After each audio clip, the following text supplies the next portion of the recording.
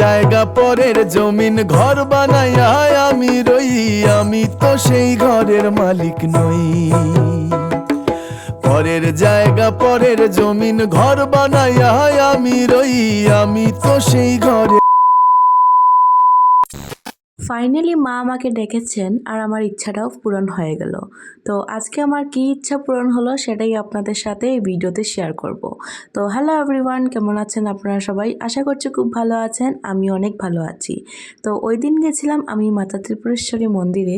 অনেক দিনের অনেক ইচ্ছা ত্রিপুরেশ্বরী মন্দিরে যাওয়ার, দিন যেতে পারিনি, মা আমাকে ডাকেননি, তাই তো ফাইনালি মা আমাকে ডেকে ফেলেছেন আর আমিও চলে গেলাম ত্রিপুরেশ্বরী মায়ের মন্দিরে। আর ওই দিন আমাদের এতটাই ভাগ্য ভালো যে একেবারেই ভিড় ছিল না, আমরা মাকে সুন্দর করে পুজো দিতে পেরেছি। এটা হলো মায়ের মন্দিরের দিঘি। যারা যারা কখনো ত্রিপুরেশ্বরী মায়ের মন্দিরে যাননি তাদেরকে অনুরোধ করবো একবার হলেও মায়ের মন্দিরে যাওয়ার জন্য। যারা যারা ইচ্ছা থাকা সত্ত্বেও যেতে পারছেন না পরিস্থিতির জন্য, তারা এই ব্লগটা অবশ্যই দেখবেন এবং মায়ের দর্শন করে ফেলবেন।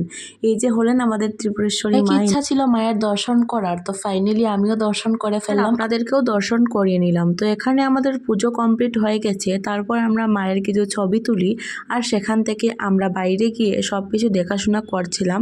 যেহেতু আমি প্রথমবার গেছিলাম মায়ের মন্দিরে, মনটা অনেকই খুশি ছিল, তাই মনের আনন্দে মাকে পুজো দিয়েছি। আর এখানে দেখতেই পারছেন মায়ের মন্দিরের বাইরের দৃশ্যটা কত সুন্দর।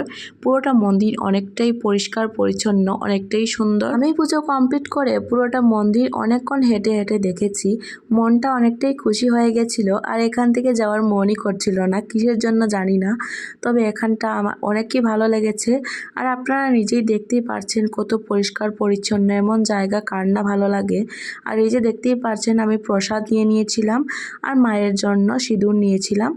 তো দেখতেই পাচ্ছেন পুজো টুজো দেওয়া কমপ্লিট, পুরোটা ভিডিও আপনারা দেখবেন। তো এখানে পুজো কমপ্লিট করে আমরা বাইরে গিয়ে অনেকটা ছবি তুলি। ছবি তোলার পর এখানে দেখতেই পাচ্ছেন মানুষ মানস করে, তাই এদিকটাও আমরা হেঁটে হেঁটে অনেকক্ষণ দেখেছিলাম।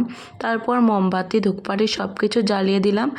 তারপর ঠাকুরকে ভক্তি দিয়ে আমরা সেখান থেকে বেরিয়ে পড়তে হয়েছে, কারণ আবার বিকালের ট্রেনে আমরা হোস্টেলেও চলে যেতে হবে। তাই আপনারা কমেন্টের মধ্যে জয় মা ত্রিপুরেশ্বরী লিখতে একদমই ভুলবেন না। যারা আমার পুরোটা ভিডিও দেখছেন তারা আমার এই কথাটা শুনে প্লিজ একটা কমেন্ট করে দেবেন। আর আমার হাসিটা দেখে বুঝতেই পারছেন আমি কতটা আনন্দিত ছিলাম।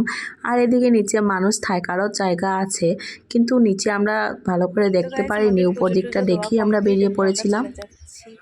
তো এই যে লাস্ট একবার দেখে নাও, কত সুন্দর লাগছে। মায়ের মন্দির থেকে এসে এখানে আমরা প্রসাদ প্যাকিং করে নিয়েছিলাম বাড়িতে নিয়ে আসার জন্য।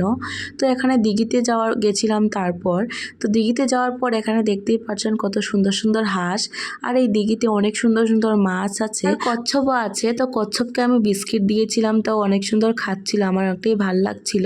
তো এখানে ফার্স্ট টাইম আমি কচ্ছপ নিচে মানে হাত দিয়ে স্পর্শ করেছি, একটু প্রণামও করে নিলাম।